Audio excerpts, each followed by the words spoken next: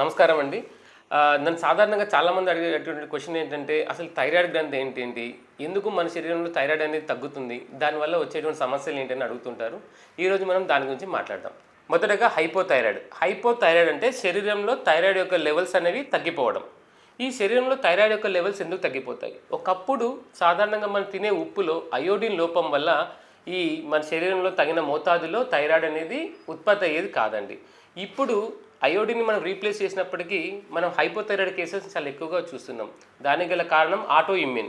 అంటే మన శరీరంలోనే థైరాయిడ్కి వ్యతిరేకంగా కొన్ని కణాలు తయారయ్యి ఆ థైరాయిడ్ని తినేయడం వల్ల, థైరాయిడ్ని ఉత్పత్తి చేసే గ్రంథుల్ని తినేయడం వల్ల మన శరీరంలో తగినటువంటి మోతాదులో థైరాయిడ్ ప్రొడ్యూస్ అవ్వకపోవడం వల్ల హైపోథైరాయిడ్ కండిషన్స్ ఉంటాయి. వీటిని ఆటో ఇమ్యూన్ డిసార్డర్స్ అంటారు. ముఖ్యంగా ఈ హైపోథైరాయిడ్ అనే కండిషను మగవారు ఆడవాళ్ళు ఇద్దరిలో చూసినప్పటికీ ఆడవాళ్ళలో మనం చాలా ఎక్కువగా చూస్తుంటాం.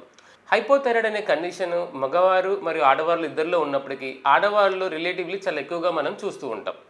సో ఈ థైరాయిడ్ అనేది తగ్గడం వల్ల ఎటువంటి సమస్యలు ఉంటాయి? మొదటగా ఆడవాళ్ళలో బరువు పెరగడము, జుట్టు ఊడిపోవడము, లేదంటే రక్తహీనత, బీపీ తక్కువగా ఉండడము, బరువు చాలా అధికంగా పెరగడము, మెన్స్ట్రల్ సైకిల్లో అబ్నార్మాలిటీస్ ఇవి మనం ఎక్కువగా చూస్తుంటాం. ఈ హైపోథైరాయిడ్ని మేము ఎలా గుర్తిస్తాం? ఈ లక్షణాలు పైన చెప్పినటువంటి లక్షణాలతో వచ్చినప్పుడు పేషెంట్కి మేము T3, T4 మరియు TSH అనేటువంటి పరీక్షలు చేస్తాం. మీ శరీరంలో థైరాక్సిన్ లెవెల్స్ తగ్గినట్లయితే కనుక TSH లెవెల్స్ అనేవి చాలా ఎక్కువగా ఉంటాయి. TSH లెవెల్స్ ఎంత ఎక్కువగా ఉంటే మన శరీరంలో థైరాయిడ్ లెవెల్స్ అంత తక్కువగా ఉన్నట్టు అర్థం. TSH లెవెల్స్ ఎంత తక్కువగా ఉంటే శరీరంలో థైరాక్సిన్ లెవెల్స్ అంత ఎక్కువగా ఉన్నట్టు అర్థం. సో ఎప్పుడైతే TSH లెవెల్స్ అన్ని ఎక్కువగా ఉంటాయో ఆ థైరాక్సిన్ హార్మోన్ రీప్లేస్మెంట్ కోసము వాళ్ళ శరీర బరువును బట్టి థైరాయిడ్ డోసెస్ అనేవి మేము ఇస్తూ ఉంటాం. ఈ T3, T4, THSతో పాటు కొన్నిసార్లు మేము యాంటీ TPO లాంటి టెస్ట్ చేస్తాం. ఎందుకు అంటే దానివల్ల ఆటో ఇమ్యూన్ థైరాయిడ్ ప్రాబ్లం ఏమైనా వీళ్ళలో ఉందా? ఈ ఆటో ఇమ్యూన్ ఉన్న వాళ్ళకి సాధారణంగా కంటే ఎక్కువ కాలం పాటు థైరాయిడ్ ట్యాబ్లెట్స్ తీసుకోవాల్సి వస్తుంది. మరియు వాళ్ళలో TSH హెచ్చుతగ్గులు అనేవి సర్వసాధారణంగా చూస్తూ ఉంటాం. థైరాయిడ్ మెడికేషన్ స్టార్ట్ చేశాక చాలామంది అడిగేటువంటి ప్రశ్న ఇది, సార్ ఎన్ని రోజులు వాడాల్సి వస్తుందని.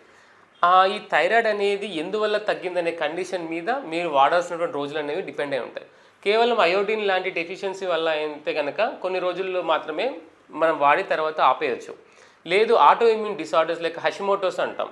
ఈ ప్రెగ్నెన్సీలో కానీ ప్రెగ్నెన్సీ ముందు కానీ ఆడవాళ్ళ 30-40 ఏళ్ళ మధ్యలో వచ్చేటువంటి ఆటో ఇమ్యూన్ సమస్య వల్ల వచ్చినటువంటి హైపోథైరాయిడ్లో మాత్రం చాలా ఎక్కువ కాలమే థైరాయిడ్ ట్యాబ్లెట్లు మనం వాడాల్సి వస్తుంది. చాలామంది అడిగే క్వశ్చన్ ఏంటంటే, సార్ నాకు వచ్చిన థైరాయిడ్ బరువు పెరిగే థైరాయిడా, బరువు తగ్గే థైరాయిడా అని.